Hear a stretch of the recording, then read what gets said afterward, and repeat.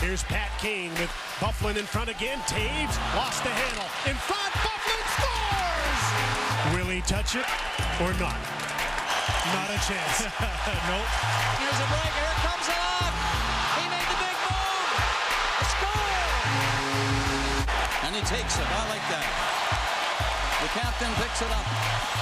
You know, the saying is that you grab the touch of trophy, you're not doing so well. So we've been doing everything backwards this playoff, so might as well do this.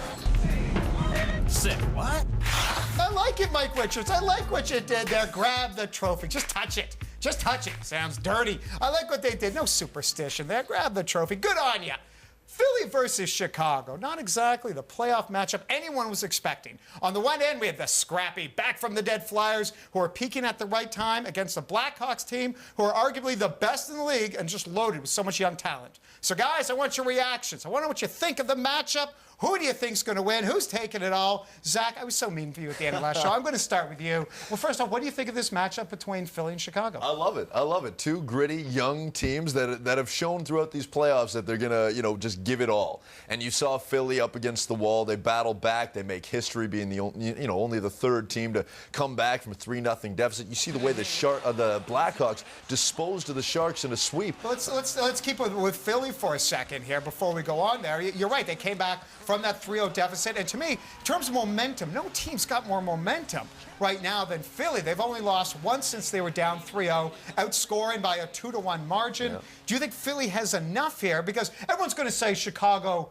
is the superior team. But, does Philly have enough to win this series? I think they do have enough. I think they match up very evenly, and I would be surprised if it didn't go at least 6 games. I'm hoping it goes the distance so we can get a little bit more history involved in this. But I think both teams, like you talked about before the break, have a lot of Canadians, have a lot of passionate Canadians who play, the real North American way where they're quick, they hit hard, and they make their impacts felt. I mean, you look at the third lines between both of these teams, and they bring excitement. They bring griminess. They talk trash. It's going to be a lot of fun, and I hope it goes 6 or 7. Guys, are you sharing in on the optimism here from Mr. Cooper? I am. I know I am for sure. I think that you look at the Chicago Blackhawks, a young team, and you look at the miracle team that is the Philadelphia Flyers, and the momentum is with these guys. There's a lot of energy, and I think when Simone, Chicago, though, just a young team with so much talent. Yeah, but Gagne coming back and then scoring that winning goal in the Boston series, and I think that's carried over.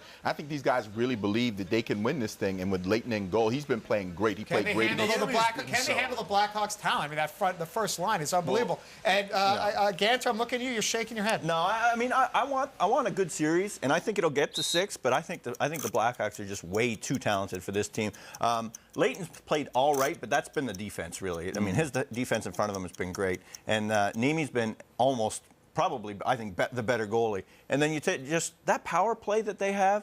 I mean, Philadelphia hasn't seen an offense like Chicago's going to throw at them. I mean, and as good as Chris Pronger and that blue line has been, how are they going to keep? Yeah, how is Pronger? How are these guys? How are they going to be able to keep all the size and the speed away from the net? Because we've seen Chicago. They crash the net. I mean, similar to what Philly does, but they're a physical team around the net. Can Philly's defense keep the Blackhawks away? No, I don't think so. I mean, what's his name? Byfuglien. I always say his name. It's Byfuglien. It's Byfuglien. I always want to call him. Look at his name. It's like Byfuglien. You can do it. No, it's Byfuglien. Anyway, you're not going to keep him out from in front of the net. He's there. He's going to be there. Even Pronger, as good as he is and as big as he is, he's not going to be moving him out of there. So I just don't see. I like the matchup. I like the fact that you got Carter and Richards going up against some good Canadians on the other side, and like Jonathan Toews and Brett Seabrook and Duncan Keith. But I like Chicago's talent better. Zach, I'm giving you the last word one more time, and I promise this time I'm not going to snap on you no matter what you say. I was going to say, if anyone's going to keep those guys out from in front of the net, it's going to be the Flyers. I mean, they've got the finesse, they've got the power in Pronger and Carl.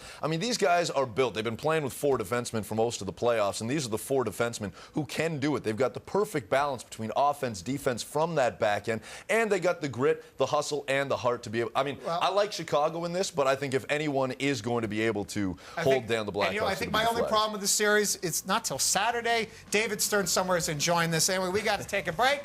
When we come back, can Steve Yzerman save the Tampa Bay Lightning?